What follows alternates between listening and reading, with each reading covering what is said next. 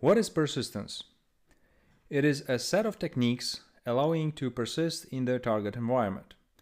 In other words, these are all technical and operational means of preserving access to your victim organization, including the ability to survive a machine reboot. Now, why bother? Why is it important? So the first answer is pretty obvious.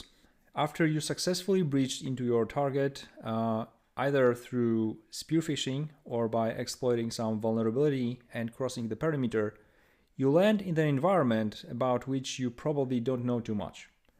So you need time to make a proper recon before you move further with your post-exploitation activities, right?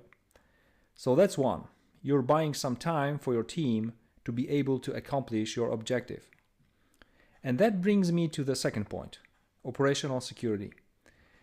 Obviously, you operate within certain constraints, either time constraints, scope constraints, or any other you defined at the beginning with your customer.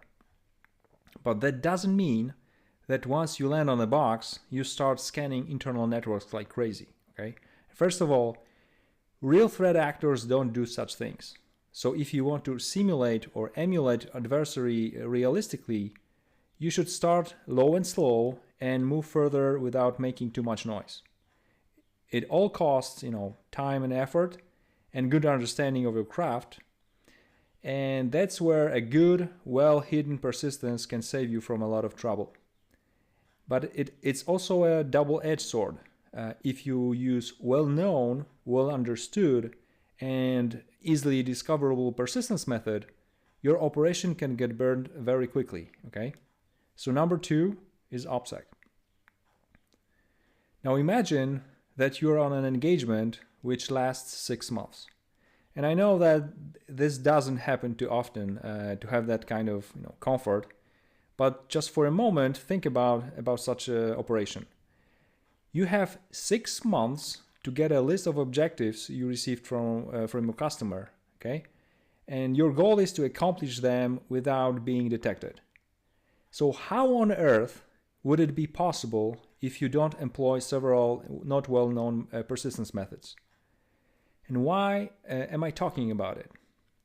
Because I want you to start thinking about your behavior during your engagements. Does it really look like a real adversary emulation or simulation? And how do you measure that? The whole Sector 7 project is about teaching you not only technical skills, but also how to operate the right way, stay invisible, think about your tradecraft and your tools, your footprints you leave behind, your OPSEC, your understanding of TTPs, and how to preserve an edge over the defenders, okay?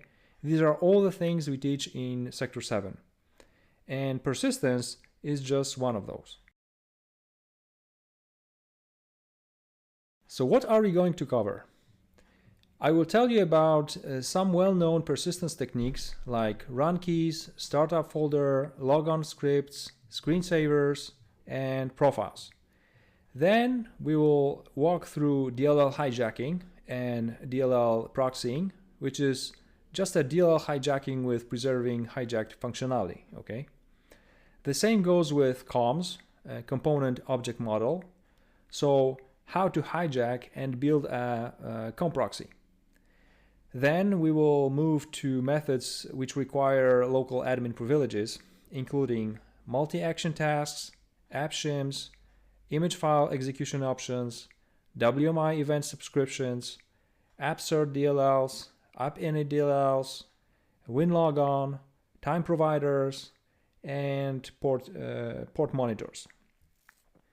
Finally, I will show you how local security authority, also known as LSAS process, can be used for persistence. And at this point, you will learn 3 different techniques of surviving a machine reboot within LSAS.